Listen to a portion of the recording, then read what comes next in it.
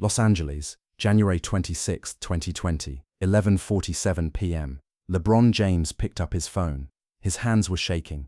It had been 6 hours since he'd heard the news that Kobe Bryant was dead. The world was waiting for him to say something. Friends were calling. Media was knocking at his door. But LeBron couldn't speak. Until that moment, he opened Twitter and began typing. What came from within? Raw, unfiltered, pain-filled words. He hit tweet. The world saw it. And then, 4 minutes later, LeBron frantically hit the delete button. But it was too late. The internet never forgets anything. The tweet was seen by 2.7 million people in those 4 minutes. Screenshots were taken. The words were copied, shared, analyzed, debated, and then, just as quickly as it appeared, it vanished from LeBron's timeline. Deleted. Gone. As if it had never existed. But what did that tweet say? Why did LeBron delete it? And what truth about Kobe Bryant was so devastating, so raw, so dangerous, that even in his moment of deepest grief, LeBron realized he couldn't let it stand? To understand that deleted tweet, you need to understand the relationship between LeBron James and Kobe Bryant. Not the public relationship, the carefully curated mentorship narrative that the media love to tell, but the real relationship, the complicated one, the one filled with competition, jealousy, respect, misunderstanding, and ultimately, a bond that neither man fully understood until it was too late. The relationship between these two titans of basketball was never simple. It couldn't be. They were separated by just 7 years in age, but those 7 years meant everything in terms of basketball generations. Kobe entered the league in 1996, straight out of high school, a teenage phenom with supernatural confidence and a chip on his shoulder the size of California. LeBron entered in 2003, also straight from high school, with even more hype, even more pressure, even more expectations, placed on shoulders that were still technically those of a child. From the moment LeBron was drafted, the comparisons were inevitable. The debates started before LeBron had played a single NBA game. Who was better? Who would have the greater career? Who was the real heir to Jordan's throne? These weren't just casual water-cooler conversations, they were serious debates that divided families, friendships, and the entire basketball community into warring factions. What people didn't understand was how much these debates affected both players personally. It wasn't just media noise to them, it was a constant presence in their lives, shaping how they viewed themselves and each other. January 26, 2020, started like any other Sunday for LeBron James. He was on a team plane, flying back to Los Angeles after a game in Philadelphia the night before. The Lakers had won. LeBron had played well, contributing 29 points in a solid team performance. He was in a good mood, joking with his teammates, looking forward to getting home to his family, looking forward to a rare day off before practice resumed on Monday. The flight was smooth. LeBron spent most of it doing what he usually did on flights, watching game film on his iPad, listening to music, occasionally scrolling through social media. He posted a few times on Instagram during the flight, sharing photos from the Philadelphia game, interacting with fans. Normal stuff, his routine. The plane landed at approximately 4:30 p.m. Pacific time at a private terminal in Los Angeles. LeBron was one of the first off the plane, as he usually was. His security team was waiting. His car was ready. Everything was normal. Routine. Just another day in the life of LeBron James. His phone had been in airplane mode during the 3-hour flight, as required. As he walked through the private terminal toward his car, he switched it back on. This was standard procedure. He did it after every flight. Usually, he'd have a few text messages waiting, maybe some emails, some social media notifications. Nothing unusual, but this time was different. Immediately, within seconds of the phone connecting to the network, it started buzzing. And it didn't stop. Text after text, call after call, notification after notification. The phone was vibrating continuously in his hand like it was malfunctioning. Dozens, then hundreds of messages flooding in simultaneously. LeBron's first thought was confusion mixed with a spike of anxiety. What could have happened in the 3 hours he'd been in the air? Had something happened to his family, his kids, Savannah? His mind immediately went to the worst possibilities. That's where a parent's mind always goes first. He looked at the screen, trying to make sense of the chaos. Messages from his wife Savannah, from his agent Rich Paul, from teammates, from Anthony Davis, from his business partners, from friends he hadn't spoken to in months, even years, from people whose numbers he didn't immediately recognize, all of them saying variations of the same urgent thing. Call me immediately. Please tell me you've heard. I'm so sorry, bro. Are you okay? Have you seen the news? Bron, please call me ASAP. LeBron felt his stomach drop. Something terrible had happened. Something catastrophic. The sheer volume of messages, the urgency in every word, the fact that people from every part of his life were all reaching out at once. This wasn't normal. This was the kind of response you get when something world-shaking has occurred. He called Rich Paul first. Rich answered before the first ring finished. Bron. Rich's voice was shaking in a way LeBron had never heard before. Rich Paul didn't shake. Rich Paul was always composed, always in control. But not now. Man, I don't even know how to... Have you heard anything about Kobe? LeBron's heart stopped. What about Kobe? What happened? There was a pause, a terrible pause, the kind of pause that comes before your life changes forever. His helicopter crashed this morning, in Calabasas. The fog was bad, and Bron, he didn't make it. Kobe's dead. The world stopped. LeBron stopped walking. People around him in the terminal kept moving, kept talking, kept existing in a world where Kobe Bryant was dead, but LeBron couldn't move, couldn't process, couldn't comprehend what he'd just heard. His mind was rejecting the information. It was impossible. It had to be wrong. It couldn't be real. Kobe Bryant couldn't be dead. Kobe was invincible. Kobe was eternal. Kobe was, what? LeBron's voice came out as barely a whisper. His legs felt weak. What are you talking about? That can't be right. That can't be. I'm sorry, man. Rich's voice broke. It's real. It happened this morning around 10 a.m. He was with Gianna, his daughter. They're both gone. Bron, they're both dead. 8 other people were on that helicopter. All of them gone. Gianna, Gigi. The words hit LeBron like a physical blow. He actually stumbled, had to put his hand against the wall to steady himself. Gianna Bryant, 13 years old. The girl who loved basketball as much as her father did. The girl who Kobe said was going to carry on his legacy, who was going to be better than he ever was. The girl who LeBron had just seen a few weeks ago at a Lakers game, sitting courtside with her father, both of them analyzing every play with the same intense focus, the same basketball genius evident in both their faces. No, LeBron said, just that one word, because there were no other words. No. Rich kept talking, giving him the details that were known at that point. The helicopter had taken off from John Wayne Airport in Orange County. They were headed to a basketball game at the Mamba Sports Academy in Thousand Oaks. Gianna's team was playing. Kobe was coaching. It was supposed to be just another Sunday, just another game, just another normal day. But the fog had been thick that morning. Dangerously thick. The kind of fog that grounds most aircraft, that makes experienced pilots cancel flights. But Kobe's pilot had gotten special clearance. They'd taken off, climbed through the clouds, circled looking for a safe route. And then, at 9:45 a.m., they'd crashed into the side of a mountain in Calabasas. The impact was catastrophic, instantaneous. None of the 9 people on board had survived. LeBron doesn't remember walking to his car, doesn't remember the drive home through Los Angeles. His security team later said he was on autopilot, responding to questions mechanically, but clearly not fully present. His body was moving, but his mind was somewhere else, stuck in a loop of denial and grief and disbelief. When he arrived home, Savannah was waiting at the door. She'd been crying. Her eyes were red and swollen. They held each other without speaking, because what was there to say? What words could possibly be adequate for this? The rest of that evening blurred into a haze of phone calls and tears and people. Other Lakers players started arriving at the house. Anthony Davis came first, his face showing the same shocked grief that LeBron felt. They'd both been close to Kobe in different ways. Then Kyle Kuzma arrived, Danny Green, Jared Dudley, other players, coaches, staff members, all of them needing to be together to process this impossible thing together, because being alone with this grief was unbearable. They sat in LeBron's living room, these massive men who played a game for a living, who were usually so strong and confident, and they cried. They shared memories of Kobe, stories about his competitiveness, his trash talk, his impossible work ethic, his evolution from player to mentor. Someone would start to tell a funny story and then break down crying before finishing it. Someone else would try to make sense of it, to find meaning or reason, and give up because there was no sense to be found. Anthony Davis told a story about Kobe calling him at 3 a.m. once to discuss a defensive scheme. LeBron shared that Kobe had done the same thing to him multiple times, always at absurd hours, always with detailed observations about basketball that Kobe had been thinking about and couldn't wait until morning to discuss. They laughed through their tears, remembering Kobe's obsessive nature, how basketball consumed him so completely that normal concepts like appropriate calling hours didn't register. But underneath the stories and the tears was something else, a question that nobody wanted to voice but everyone was thinking. Why? Why did this happen? Why did Kobe Bryant, who had survived 20 years in the NBA, who had overcome so many challenges and injuries, who had successfully transitioned to life after basketball, why did he die in a helicopter crash on a Sunday morning, taking his daughter to a basketball game?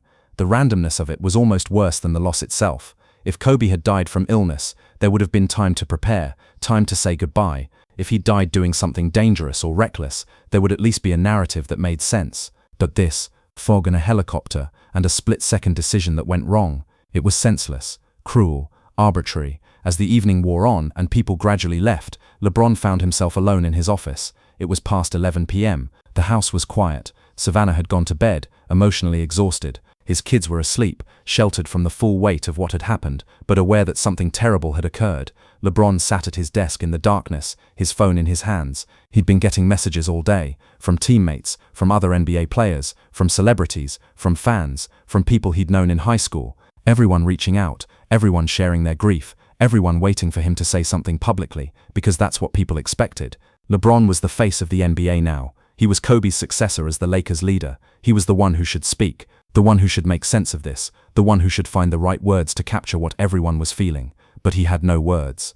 Every time he tried to think of what to say, his mind went blank. Or worse, it would fill with memories and regrets and things he wished he'd said to Kobe when he had the chance. He thought about their relationship, the complicated, evolving nature of it, how it had started with Kobe's coldness and LeBron's desire for approval, how it had shifted after the Olympics, how it had been strained by the constant comparisons and debates, how it had finally deepened in these last couple of years into something that felt like real friendship. But had it been enough?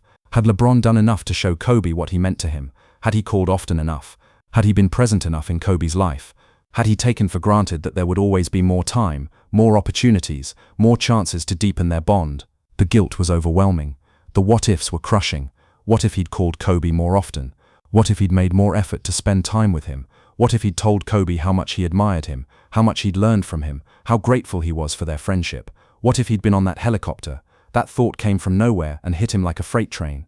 3 weeks ago, LeBron remembered it clearly now. They'd been at the Lakers facility. Kobe had stopped by to watch practice, something he did occasionally. Afterward, Kobe had mentioned to LeBron that he should use his helicopter service. Saves time. Kobe had said, "LA traffic is killer. I can get from Newport to the facility in 15 minutes. You should do it, Bron." LeBron had declined. He'd never told Kobe the full reason why, but the truth was that LeBron had a deep-seated fear of helicopters. It dated back to high school, when a teammate's father had died in a small aircraft crash. LeBron had been close to the family. He'd seen firsthand the devastation that kind of sudden violent death caused. After that, he'd made a decision. No helicopters. No small planes. If he couldn't drive there or take a commercial flight, he didn't need to go. It was an irrational fear, maybe. Statistically, helicopter travel was relatively safe. But fear isn't logical, and now that fear had possibly saved his life while Kobe had lost his. Should LeBron feel grateful? Guilty? Both? Neither. How do you process the fact that a choice you made, a random, fear-based choice, meant you were alive and someone you cared about was dead? Survivor's guilt. That's what it was called. LeBron knew that intellectually, but knowing the name for what you're feeling doesn't make it hurt less, doesn't make the guilt less crushing, doesn't answer the question of why you're still here and they're not. LeBron looked at his phone. Twitter was open. He'd been scrolling through tributes to Kobe for the past hour. Everyone was posting. NBA players past and present, other athletes, celebrities, fans, world leaders, everyone sharing their memories, their grief, their tributes, but LeBron hadn't posted anything yet. The world was waiting. His 46 million Twitter followers were waiting. The Lakers organization was waiting. Kobe's family was waiting. Everyone was waiting for LeBron James to say something about Kobe Bryant's death. At 11:47 p.m., sitting in the darkness of his office, LeBron started typing. But here's what nobody knew, what nobody outside of LeBron's closest circle understood. The relationship between LeBron and Kobe was far more complicated than the public ever realized. Let me take you back to 2003. LeBron James was the #1 pick in the NBA draft, 18 years old, the most hyped prospect since Kobe Bryant himself 7 years earlier. The comparisons between them started immediately. LeBron was frequently called the next Kobe, or even better than Kobe. Kobe hated it, not because he felt threatened, at least not in the way people assume. Kobe's competitiveness was legendary, but it was more nuanced than simple jealousy. Kobe had spent years fighting to step out of Michael Jordan's shadow, to establish his own identity, to prove he wasn't just the next Jordan, but actually Kobe Bryant, unique, different, his own player. And now here came LeBron, this teenager being crowned before he'd played a single NBA game, being compared to Kobe, being projected to surpass him. Kobe saw it as disrespectful, not to himself, but to the game. You don't get crowned until you earn it. You don't get compared to legends until you become one. So in those early years, Kobe was cold to LeBron, not overtly hostile, but distant, dismissive. When reporters would ask Kobe about LeBron, he'd give curt, diplomatic answers that barely concealed his irritation. He's talented, let's see what he does with it. Talk to me when he wins something. LeBron, for his part, desperately wanted Kobe's approval. He studied Kobe's game obsessively, copied his moves, his footwork, his mentality. LeBron would later admit in interviews that he watched more Kobe film than film of any other player. He wanted to learn from the best. He wanted to be acknowledged by the best. But Kobe wouldn't give him that. Not yet. Not until LeBron earned it in Kobe's eyes. Their first real conversation. A real conversation. Not just pleasantries at All-Star games. Didn't happen until 2008. Team USA Basketball. The Olympics in Beijing. LeBron and Kobe were both on the team, along with Dwayne Wade, Carmelo Anthony, Chris Paul, and other stars.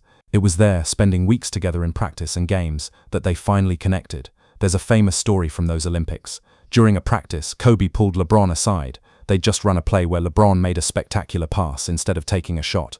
Kobe looked at him and said, "Stop trying to make the right basketball play and start making the play that wins." LeBron didn't understand at first. Making the right basketball play was what he'd always been taught. Pass to the open man, get the best shot, play team basketball. But Kobe explained, sometimes the right basketball play isn't the winning play. Sometimes you have to take the shot even when someone else is open. Sometimes you have to be selfish. That's what killers do. And if you want to be what everyone says you can be, you need to have that killer instinct.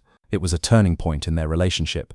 LeBron started to understand Kobe's mentality, the ruthlessness, the single-minded focus on winning above everything else, and Kobe started to respect LeBron's approach, even if it was different from his own. After the Olympics, after they won gold together, their relationship changed. They weren't friends exactly, but they were connected. They'd text each other occasionally. Kobe would send LeBron messages after big games, sometimes praise, sometimes criticism, always brutally honest. LeBron would ask Kobe for advice about dealing with pressure, handling media, managing expectations, but there was always tension underneath. Because as LeBron's career progressed, as he won championships and MVPs, the debates intensified. LeBron versus Kobe. Who was better? Who was greater? Every sports talk show, every barbershop conversation, every online forum, it was the argument that dominated basketball discourse, and both of them felt the weight of it. Kobe wanted to protect his legacy. LeBron wanted to build his own without constantly being compared. They both said publicly that they didn't care about the debates, that they respected each other, that the media created fake rivalries, but privately, it bothered both of them more than they wanted to admit. The tension came to a head in 2016, Kobe's final season. LeBron had just led Cleveland to a championship, coming back from 3-1 down against the Warriors in one of the greatest finals performances ever. The talk immediately turned to legacy. LeBron just passed Kobe. Analysts said, this puts him ahead of Kobe all time. Kobe's last game was in April 2016. He scored 60 points against the Jazz in one final virtuoso performance. After the game, in his farewell speech, Kobe said something that most people missed. To the next generation of great Lakers, he said, looking directly at the camera, "It's your time now. Don't mess it up." LeBron wouldn't sign with the Lakers until 2018, but many people believed Kobe was speaking to him in that moment. An invitation, a challenge, a passing of the torch. When LeBron did sign with the Lakers, he reached out to Kobe immediately. They met for lunch at one of Kobe's favorite restaurants in Newport Beach.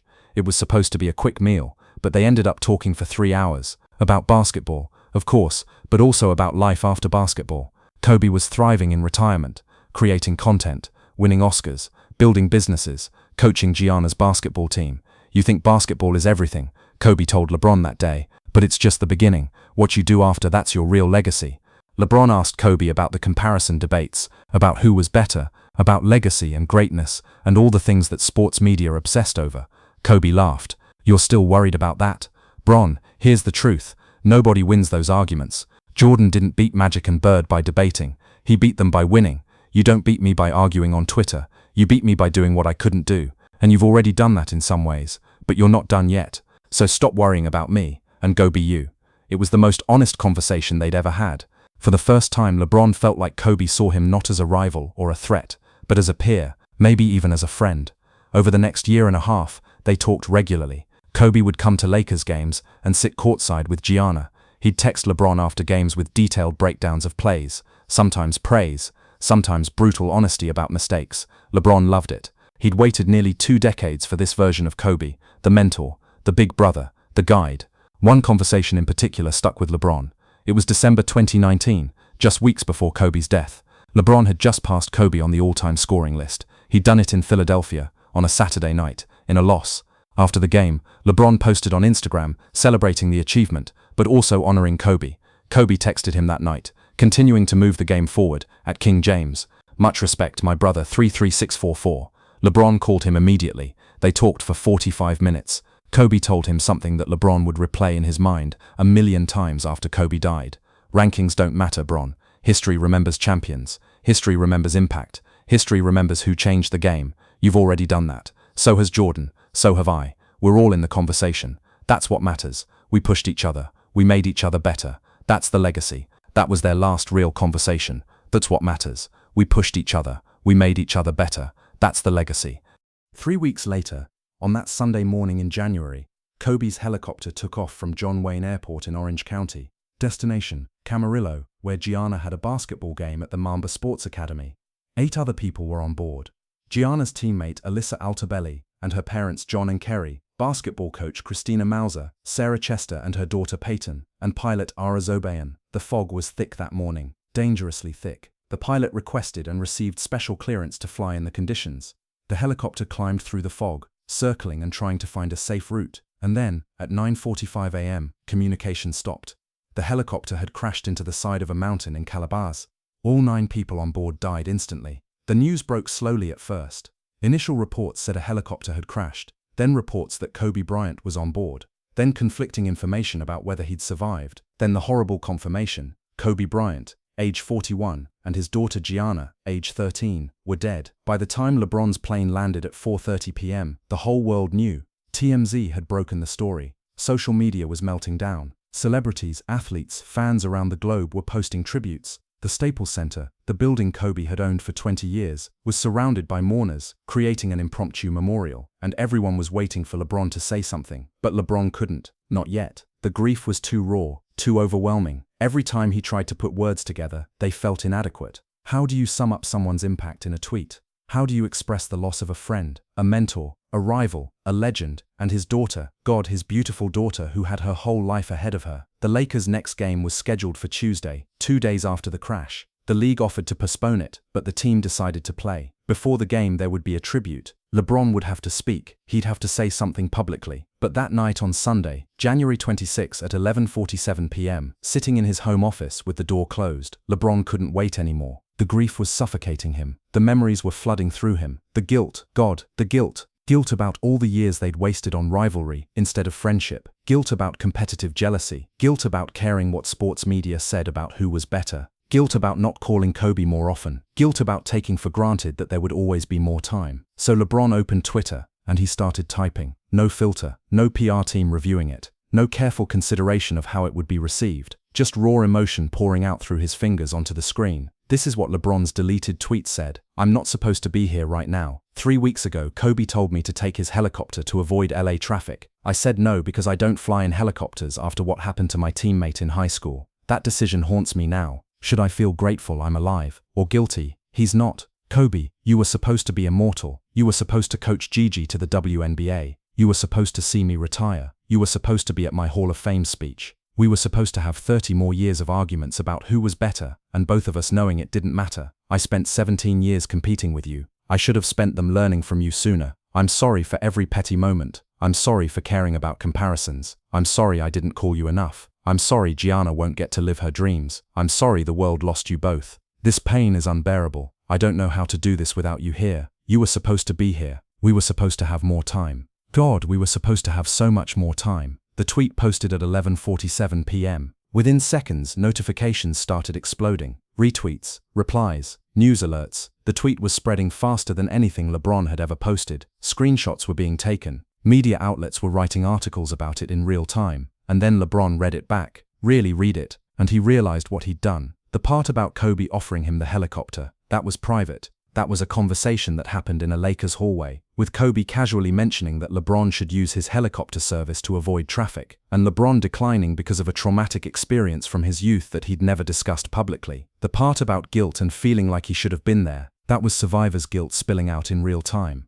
That was the irrational but very real feeling that somehow, if he'd been on that helicopter, things would have been different, or if he'd convinced Kobe not to fly that day, or if he'd something, anything. The part about their rivalry and competition, that was honest in a way that could be misunderstood. People might think LeBron was making Kobe's death about himself, about their relationship, about basketball debates that suddenly seemed so trivial and meaningless. The part about not calling enough, that was guilt and regret laid bare. But it was also intimate. a private feeling between two people who had a complicated relationship that the public never fully understood. LeBron's phone started ringing immediately. His publicist, his agent, Lakers management, all of them saying the same thing. You need to delete that tweet, not because it was bad, but because it was too honest, too raw, too revealing of things that should remain private, too open to misinterpretation. Too much grief exposed in a moment when everyone was grieving and emotions were too high. At 11:51 p.m., 4 minutes after posting it, LeBron deleted the tweet. But it was too late. The internet never forgets. Screenshots existed everywhere. News articles had already been written. People had already reacted. The tweet was part of the public record now, even if it no longer existed on LeBron's timeline.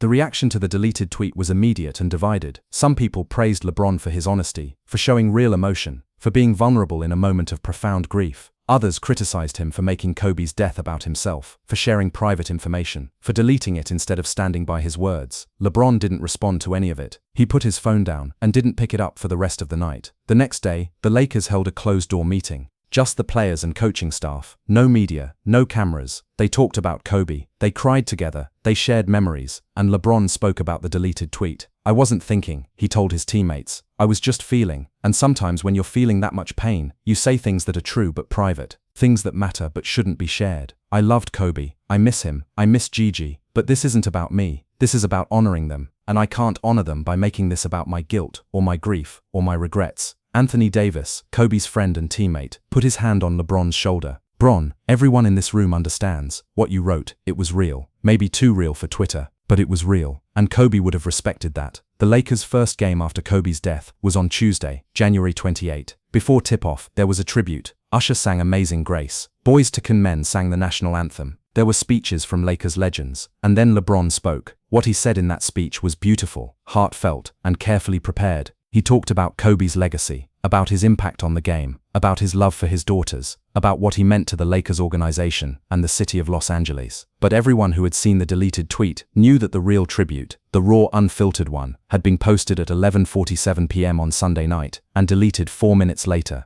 The speech LeBron gave on Tuesday was what the world needed to hear. The deleted tweet was what LeBron needed to say. In the months that followed, LeBron rarely spoke about the deleted tweet. When reporters would ask about it, he'd deflect. That was a private moment. I was grieving. I'm still grieving. Let's honor Kobe by focusing on his legacy, not on my pain. But privately, with close friends, LeBron would admit that the deleted tweet haunted him. Not because of what he'd said, he meant every word, but because of what it represented. All the conversations with Kobe he'd never get to have. All the advice he'd never get to ask for. All the arguments about basketball that would never be resolved. All the time they'd wasted on competition when they could have been building a deeper friendship. The Lakers dedicated their 2019-2020 season to Kobe's memory. Every game, they wore special patches. They changed their jerseys to include Kobe's numbers, 8 and 24. LeBron played some of the best basketball of his career that season, driven by grief and determination to honor Kobe by winning a championship. When the season was suspended in March 2020 due to COVID-19, LeBron used the break to process his grief more fully. He started writing letters to Kobe, letters he'd never send, obviously, but letters that helped him express things he'd never said when Kobe was alive. One of those letters, which LeBron shared with a small group of friends, included this passage. You told me rankings don't matter. You told me history remembers champions and impact. You told me to keep pushing the game forward. I'm trying, Mamba, but it's hard to push forward when part of me is still stuck in that moment when I heard you were gone,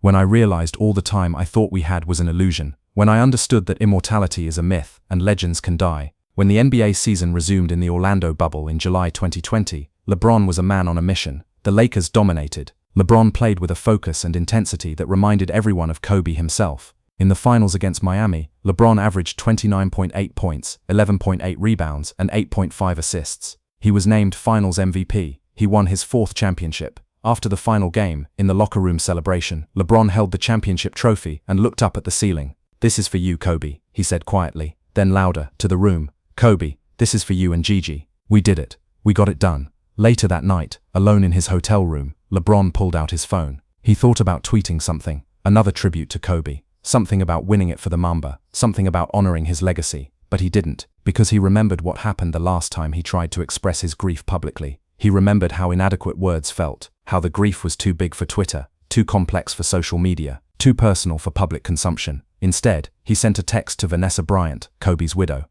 Just a simple message. We did it. For him, for Gigi, for all of them. This one was for your family. Vanessa replied, "He would be so proud of you. Thank you for honoring him the right way. Thank you for loving him. In the years since Kobe's death, LeBron has been asked countless times about their relationship, about what Kobe meant to him, about how Kobe's death changed him. His public answers are always measured, thoughtful, appropriate. He talks about Kobe's competitive spirit, his work ethic, his dedication to excellence, his love for his family, his impact on the game. But those who know LeBron well say he's never fully processed the loss, that he still has moments where he forgets Kobe is gone, where he'll think of a question he wants to ask Kobe about basketball, or business, or fatherhood, and he'll reach for his phone before remembering he can't make that call anymore. There's a photo from the Lakers' 2020 championship parade that didn't get much attention. In it, LeBron is looking off to the side, away from the crowd, with an expression of profound sadness despite the celebration around him. People close to him say that in that moment, he was thinking about Kobe, about how Kobe should have been there, about how every Lakers championship celebration should have included Kobe forever. The truth about the deleted tweet,